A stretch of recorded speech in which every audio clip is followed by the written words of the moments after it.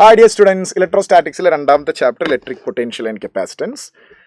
Potential and capacitance കുറെ കൂടെ simple ആയിട്ട് നമുക്ക് ഹാൻഡിൽ ചെയ്യാൻ പറ്റുന്ന ചാപ്റ്ററാണ്. ആദ്യത്തെ ടൈപ്പ് ക്വസ്റ്റ്യൻ വരിക based on potential, point charge കാരണമുള്ള പൊട്ടൻഷ്യൽ. ഇപ്പോൾ ഇവിടെ നോക്കൂ, for example 6 microcoulomb charge placed at origin, then potential due to charge at a point 12, 16 എന്ന് പറഞ്ഞാൽ എക്സ് 12ഉം വൈ 16. അപ്പോൾ ഇതിൻ്റെ ഡിസ്റ്റൻസ് കാണാൻ root of 12 square plus 16 square ചെയ്താൽ നമുക്ക് R കിട്ടും. Then K Q divided by R is the potential due to a point charge. Then potential 0 ആകുന്ന point. ഇപ്പോൾ പൊട്ടൻഷ്യൽ 0 ആകുന്ന പോയിന്റ് ഒരു ചാർജ് പ്ലസും ഒരു ചാർജ് മൈനസും ആണെങ്കിൽ ഇതിൻ്റെ ഇടയിൽ പൊട്ടൻഷ്യൽ 0 ആവുന്നൊരു പോയിന്റ് ഉണ്ടാവും. ഇവിടെ ഉണ്ടാവും, പുറത്തും ഉണ്ടാവും. അപ്പോൾ നമ്മൾ രണ്ട് ചാർജിൻ്റെ പൊട്ടൻഷ്യൽ ആഡ് ചെയ്താൽ നമുക്ക് 0 കിട്ടണം. സോ ടോട്ടൽ ഡിസ്റ്റൻസ് R കൊടുക്കുക. സ്മോളർ മാഗ്നിറ്റ്യൂഡുള്ള ചാർജിൽ നിന്ന് എക്സ് ഡിസ്റ്റൻസ് ആണ് പൊട്ടൻഷ്യൽ 0 ആവുന്ന പോയിന്റിലേക്ക് മെയിൻറ്റെയിൻ ചെയ്യുന്നതെന്ന് വിചാരിക്കുക. അങ്ങനെയെങ്കിൽ K Q divided by R minus X should be equal to K Q1 Q2 divided by X. ഇത് ഇക്വേറ്റ് ചെയ്ത് നമുക്ക് സോൾവ് ചെയ്യാം. അപ്പുറത്തെ സൈഡിലേക്ക് ഡിസ്റ്റൻസ് എടുക്കുമ്പം എക്സ് ആണ് അപ്പുറത്തെ സൈഡിലേക്ക് എടുക്കുന്നെങ്കിൽ ഒരു ചാർജിൽ നിന്നുള്ള ഡിസ്റ്റൻസ് എക്സും അതർ ചാർജിൽ നിന്ന് R പ്ലസ് എക്സും വരും. ദെൻ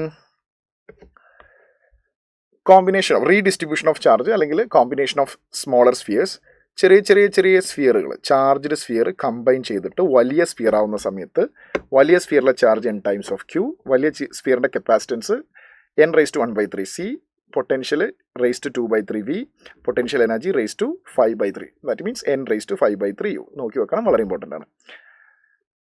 ദെൻ രണ്ട് സ്ഫിയറുകൾ ചാർജ്ഡ് 1 Q1 ആൻഡ് Q2, അത് ഒരു കണ്ടക്റ്റിംഗ് റോഡ് വെച്ച് കണക്ട് ചെയ്തു, ചാർജ് ഫ്ലോ ഉണ്ടാവും. ചാർജ് ഫ്ലോ ചെയ്ത് കഴിഞ്ഞാൽ final charge Q1 plus Q2 into R divide by R1 plus R2. And final ചാർജിൻ്റെ റേഷ്യോ, ഫൈനൽ ഇലക്ട്രിക് ഫീൽഡിൻ്റെ റേഷ്യോ, ഫൈനൽ സർഫസ് ചാർജ് ഡെൻസിറ്റിയുടെ റേഷ്യോ, അത് നോട്ട് ചെയ്ത് വെക്കണം. Electric field R2 by R1, surface charge density R2 by R1 and charge R1 by R2 ratio.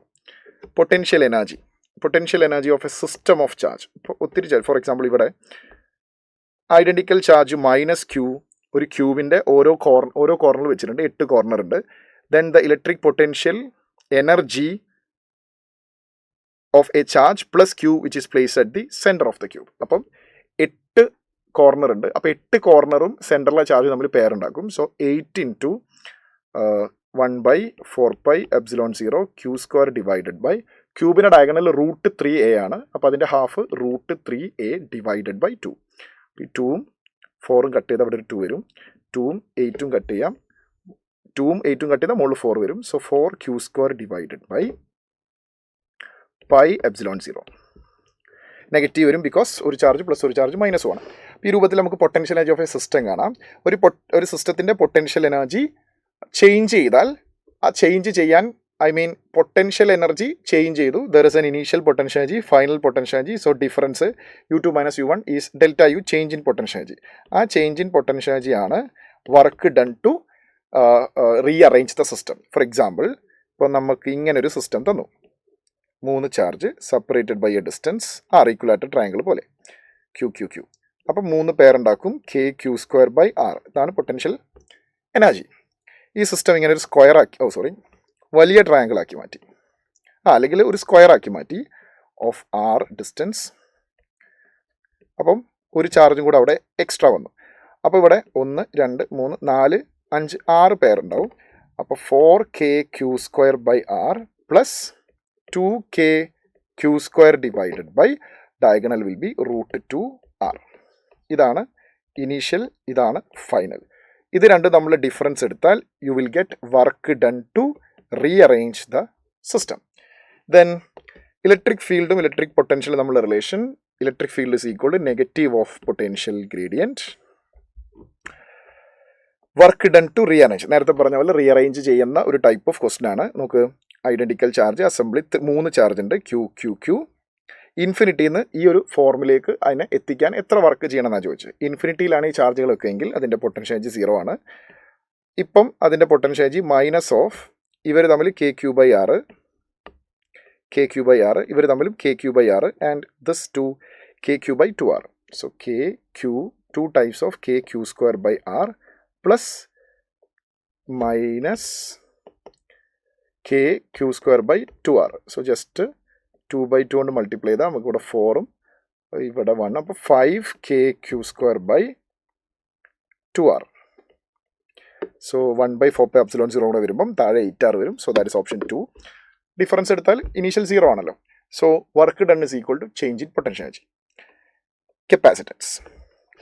Capacitance, normally capacitance in equation A epsilon 0 by D ആണ്. C is equal to A epsilon 0 by D. ഒരു dielectric medium place ചെയ്താൽ K into A epsilon 0 by D. Dielectric medium fulfill ചെയ്യാതെ വെച്ച് കഴിഞ്ഞാൽ capacitance is equal to A epsilon 0 divided by D minus T. അതായത് thickness of the capacitor, thickness of the dielectric, D is the distance between the plate. അപ്പോൾ distance between the plate നിന്ന് ഈ thickness subtract ചെയ്യുക. അപ്പോൾ you will get the space without dielectric. Dielectric ഇല്ലാത്ത space എത്ര thickness ഉണ്ടെന്ന് കിട്ടും. And plus dielectric സ്ലാബിൻ്റെ thickness divide by dielectric constant. അപ്പോൾ മൾട്ടിപ്പിൾ മീഡിയം വെച്ച് കഴിഞ്ഞാൽ T1 by K1 plus T2 by K2 plus T3 by K3 ഡിനോമിനേറ്ററിൽ അങ്ങനെ വരും. Numerator epsilon 0.